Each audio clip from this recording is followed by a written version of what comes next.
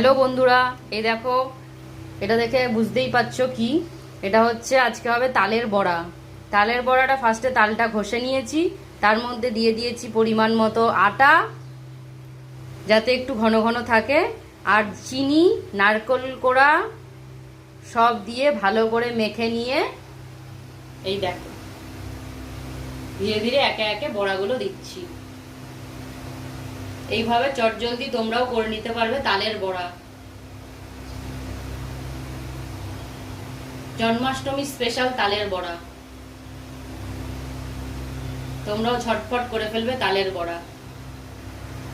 এই দেখো, এক পাশটা রং ধরে গেছে, আর এক পাশটা উল্টে নেবে। এই দেখো, রেডি তালের বড়া, পুরো রেডি তালের বড়া। আরে এটা তো দেখানোর জন্য কিছু করার নেই।